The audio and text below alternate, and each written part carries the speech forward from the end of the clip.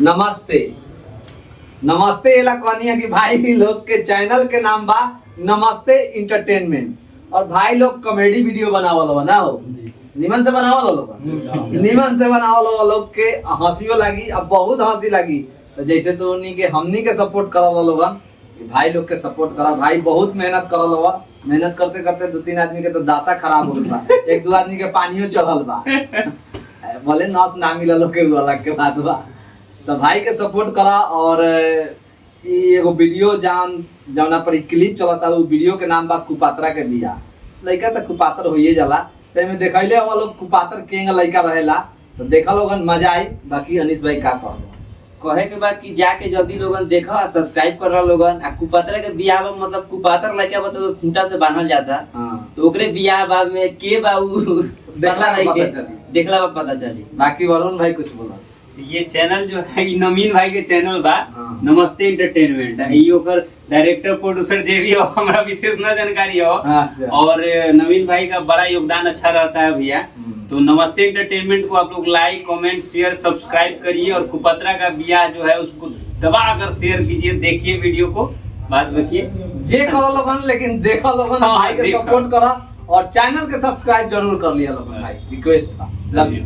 तोरा तो खाली पेटे में ना तो लोटवे बा ठीक बा। तो खर्चा कितना लेकर भाई कोई रली है कि न पी ना ना पी ले हम मलाई मार के दऊ 35 रुपया के चाय पी के ना दाहु हमारे पास थोड़े ना कथी कइले महाराज कुपातर लइका के शादी होते तब बिहान का करे बेरी घरे रह हम सुबेरे से तो बाहर उखड़ी ले 12 बजे के बाद ड्यूटी करी। तो फिर खाली कौन बेर हम वही बेर हम कुछ बात उठ करे के रहलक 12 बजे के बाद आऊ।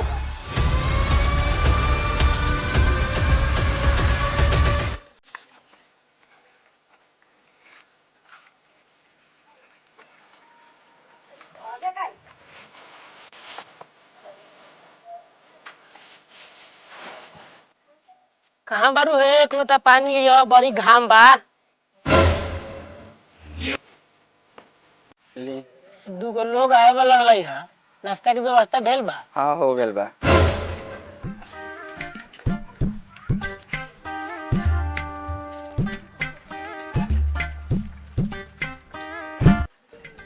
देख गिरा ये ना ना ना गिरवा। हां चल देख देख हथुन के हुलचुल भाई।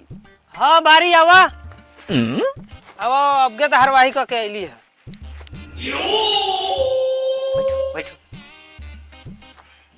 अब के तैली है हरवाही क के।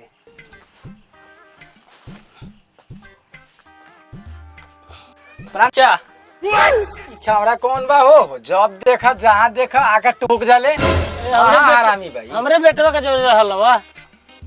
अच्छा ओकरे लेखा इहो बारू हवा जो नाश्ता ले आओ अंदर से।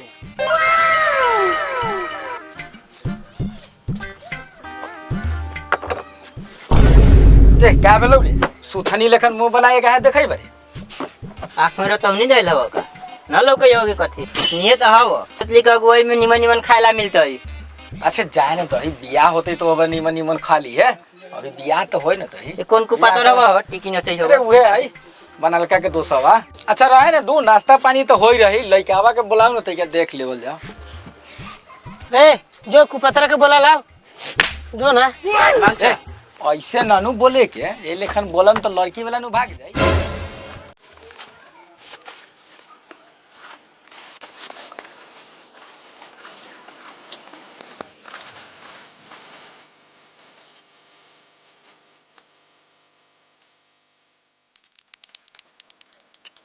रामचा खुशी रह का हाल का बाबू। ठीक है बच्चा रो गोली आओ खेलो आओ खेल।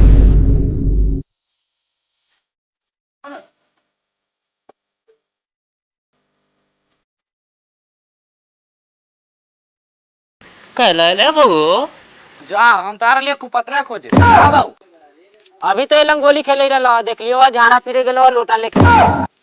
ठीक बा चाचा गोली अपन पकड़ हम चलियो होगे खोजे। चारे गो दे रे। हां त दुगो बिहान लियो केने बारे रे कुपत्रा साला एकनी दोनों बाप बेटा के गुलामी करे के लाए हमर पूरा जिंदगी कट जाए। ये कहां बारे रे हेने हो काला चिल्लाई बारे पहले नहीं होता काला चिल्लाई बारे रे मर गेले का रे इधर लोटा तोरा चक्कर में पानी गिर गेल साला पहले पानी ले अपन छुआ करे के बाद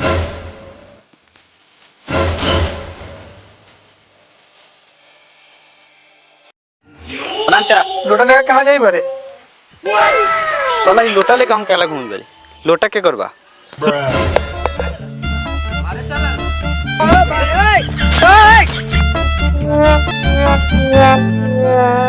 देखा हो लड़का तो हवा तोहर कुपातर, लड़की है शहर के पढ़ल लिखल एकदम सुंदर तो इतना हो लड़की तू कहाँ देख ले रे तू चुपे रह ना। शादी ब्याह में झूठ सच इतना न बोलबई तो शादी ब्याह होता अच्छा है। देख तोरा मिलता हो 5,000 नगद, एगो पुरान साइकिल आ एगो रेडियो।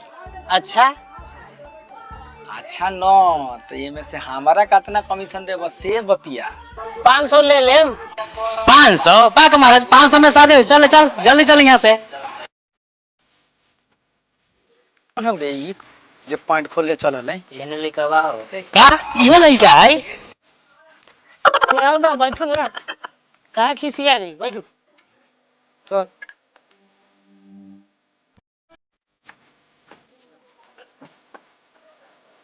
ठीक से बैठ। ए महाराज देखो ना करा दियो। देखो करा तो दे बाकी अब पैसा कौड़ी न मिली। आ साइकिल तो खैर भूलिए जाओ। बिना पैसा कौड़ी के बियाह कैसे होते? कुछ खर्चा पानी तो दिवा दिए। अच्छा तो ठीक बा 2000 दिवा दे हम। जे में से लड़की ला 2 भर सोना आधा किलो चानी लेके आवे को। अब पैसा बची तो खर्चा भोज भात में कर ले हम खर्चा। अच्छा ठीक बा। ठीक बा तो चलैले बढ़िया एगो दिन देखवा के अब बताऊ जहिया लड़की वाला के लेके आएम। आ लड़की वाला के जहिया लेके आएम तो ये इस नाश्ता में सुथनी न खियाबै। बढ़िया लड्डू पेड़ा खाजा गांजा ई सब नाश्ता में व्यवस्था रखम। आ उ छौरा के कह दे कुपातर लेखन फिर पॉइंट खोल के चलाई। नीमन जामा पैंट कोनो से मांग के पहन के रही। ठीक बा चल तब ठीक बा तो चलैले हम। अच्छा हम बुझली तू कुपातरे रहबा। हमर तो दोस्तिए बोल रे तोरा के तो हम पानी ला भेजले रलिया हुआ, तू कहाँ चल गए रले हा? रे इधर लोटा, तोरा चक्कर में पानी गिर गेल साला। पहले पानी ले पंचुआ करे के बात है। लोटा लेके कहाँ जाई बरे? साला ई लोटा लेके हम काला घूम गए? लोटा के करबा? जा साले एक नंबर भुलकले बाले। लोटवा तो नहीं बिक देली। ठीक है बिहान ले आवल जाए। ठीक बा। अरे हम तो उ लड़की वाला के डेट देले रलिए। आ ई कहां से लेके तू बैठल में रही रे? मर्दे घर नाली से पानी भरले बा, जेकरा प्यास लगी पी ना त मला पे पानी